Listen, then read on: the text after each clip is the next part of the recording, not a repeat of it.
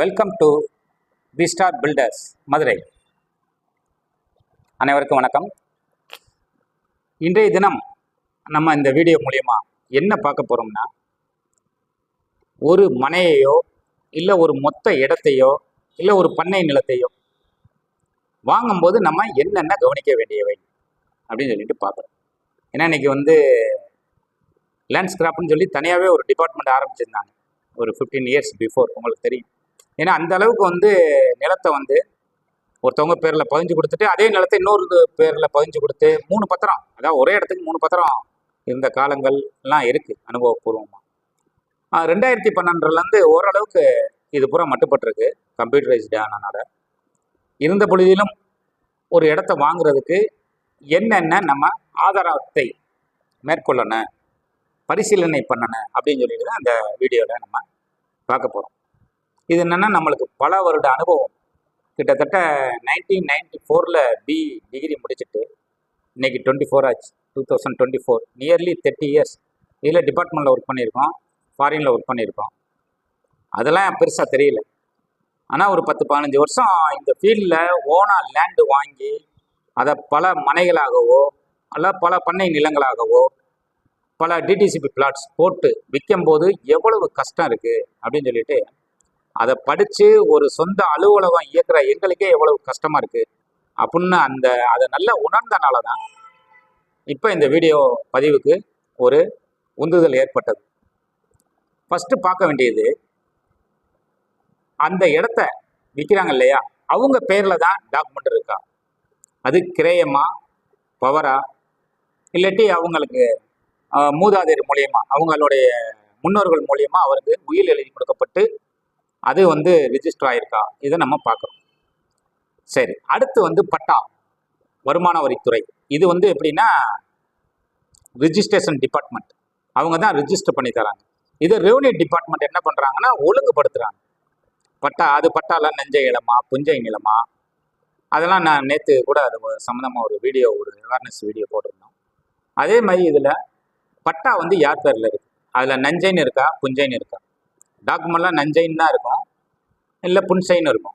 அதே இது பட்டாவில் ரிஃப்ளெக்ட் ஆகுதா, அதே மாதிரி டாக்குமெண்ட்டில் எவ்வளவு சென்ட் இருக்குது, இல்லை எத்தனை ஏக்கர் இருக்குது, அதே இது அதில் ஹெக்டேரில் இருக்கும். பட்டாவில் பொறுத்த வரைக்கும் எப்பயும் ஹெக்டேரில் இருக்கும். அந்த ஹெக்டேரில் இருக்கிறதுக்கும் இந்த பத்திரத்தில் இருக்கிறதுக்கும் பட்டாவில் இருக்கிறதுக்கும் மேட்ச் ஆகுதா, சேமாக இருக்கா.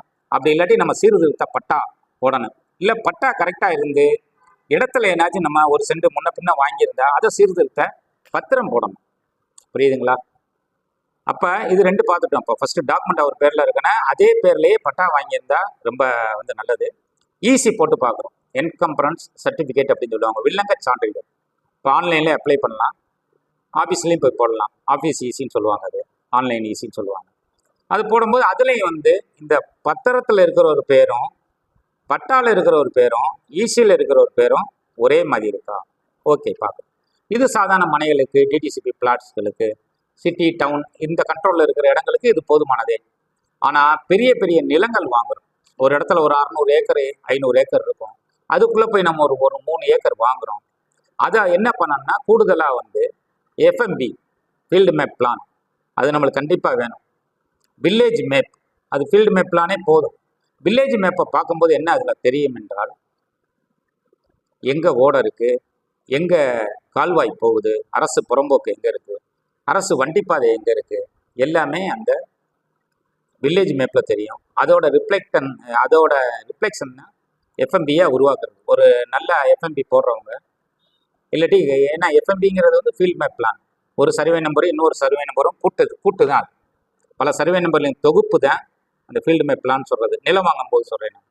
ஏன்னா இப்போ எஃப்எம்பின்னு சொல்கிறது இப்போ நம்ம டிடிசிபி பிளாட்டுக்கோ மித்த சிட்டிக்குள்ளே இருக்கிற ஒரு பிளாட்டை பொறுத்த வரைக்கும் ஒரு சாதாரண எஃப்எம்பி போதும். அது 1 ஏக்கரா உடைச்சிருப்பாங்க, 2 ஏக்கரா உடைச்சிருப்பாங்க. அதனால் அது ஒன்றும் ப்ராப்ளம் இல்லை. நான் இதை பற்றி பேச வரல. இப்போ நம்ம ஒரு 400 ஏக்கர் 500 ஏக்கர் ஒரு 300 ஏக்கரா இருக்கிற இடத்துக்குள்ளே நம்ம ஒரு 1 ஏக்கரோ 10 ஏக்கரோ வாங்க போகிறோம். அது சென்ட்ராக இருக்கலாம், இந்த தென்கோடியில் இருக்கலாம், வடகோடியில் இருக்கலாம், வாட் எவர் இட் இஸ். நம்ம அதை பதியும் போது என்ன பார்க்கணும்னா ஃபீல்டு மேப் பிளான் பார்க்குறோம், அது கரெக்டாக இருக்கா. அது பாதைகள் இருந்தால் ரொம்ப பெஸ்ட்டு. ஏன்னா பாதைகள் இல்லாத இடங்கள் தான் இன்றைக்கி அதிகமாக இருக்குது. அந்த தான் சிவில் கோர்ட்டில் ஏகப்பட்டது இருக்குது. என் பாதையை மறைச்சிக்கிறாங்க, எனக்கு பாதை இல்லை, இது மாதிரி. அதுக்கு போனோம்னா வசதி உரிமை சட்டம், வழி உரிமை சட்டம்னு ஏகப்பட்டது இருக்கும். அது அடுத்தடுத்த வீடியோவில் பார்ப்போம். அப்போ கரெக்டாக இருந்ததுன்னா எஃப்எம்பியில் நம்மளுக்கு ரிஃப்ளெக்ட் ஆகும்.